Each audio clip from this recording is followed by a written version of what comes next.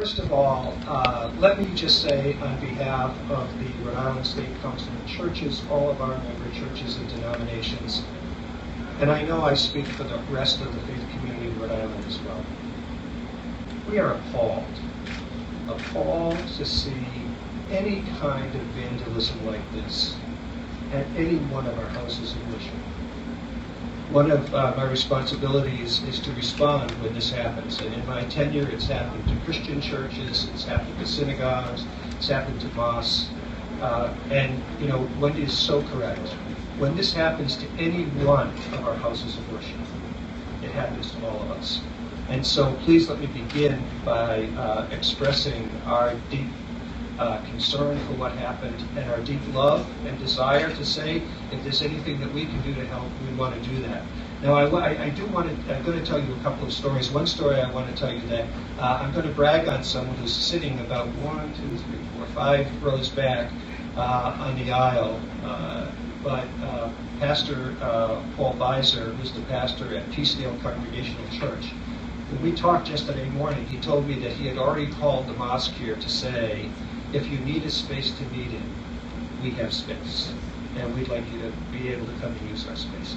And I was just so pleased to hear that, because that is the way I think the overwhelming majority of us feel. There are some people who obviously have some different ideas, but I think most of us feel that way. And we really honor Paul and his congregation. And I know there are others that would have made the same offer. But I think that was just such a great thing that I wanted to raise up and mention that response. I also need to tell you that I received a call yesterday from Marty Cooper, who is works with the Community Relations Council for the Jewish Alliance. He had a family responsibility. He absolutely positively had to be away. And he said, would you please mention me by name and tell people how much, as the Jewish Community Relations Council, we care about that. And I know there are members of the Jewish community here today beyond. Rabbi is here. Okay, good. And there are others as well. So we're very grateful. In one sense, this incident is an isolated incident. I've heard some people refer to it that way. And in one sense, that's true. But we also have to understand that right now, this incident took place in a context. It took place in a context where there is irresponsible, hateful speech going on in our country and being applauded by many of our fellow citizens. And it demands that we make a statement and stand up together. When someone says that all Muslims should be banned from America's shores, even temporarily, it hurts us all. When someone suggests an unconstitutional, anti-American suggestion of saying that every American Muslim has to take a faith test, that is absolutely and positively wrong.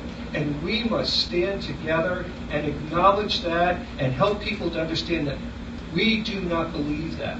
We do not believe that that's the America that we want to live in or to be together. And we need to say that long and loud. And in the press release that the council released yesterday, we called on all faith communities this weekend as they gather together for worship to talk about this issue and to talk about how important it is for us to be together and be with one another. I was reminded, as I was thinking about this, I was reminded of a story that came out of Holland in World War II. When the Nazis occupied Holland in World War II, one of the things that they did was they required all the Jews to wear a Star of David.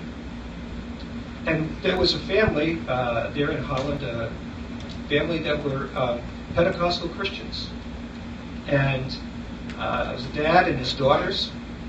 And he said, if you're going to put a Star of David on my friends in the Jewish community, then I'm putting a Star of David on my coat as well. And he and his daughters ultimately went to a concentration camp because of that. I want to share with you today, and I know I don't speak just for myself, I know I speak for hundreds of thousands of Rhode Islanders. If somebody wants to pick on, if somebody wants to accuse, if someone wants to harass, the Muslim community, then you come and harass me too. Because today, when these kinds of things happen, we all stand together as people of faith without distinction. And we are together. And that's what this is about.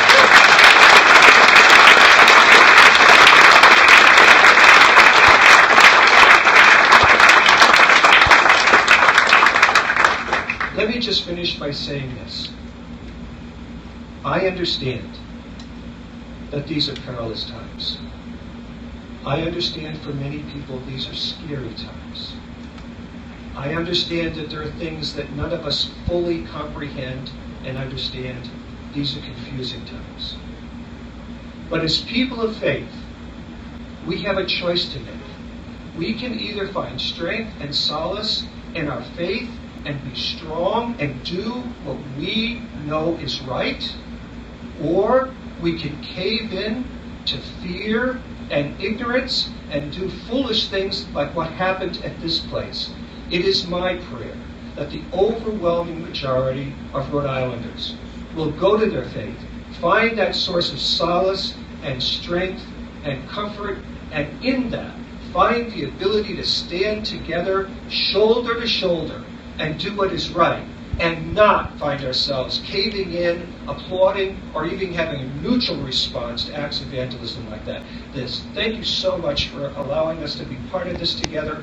We are with you, and whatever else we can do to be helpful, we stand together. Thank you.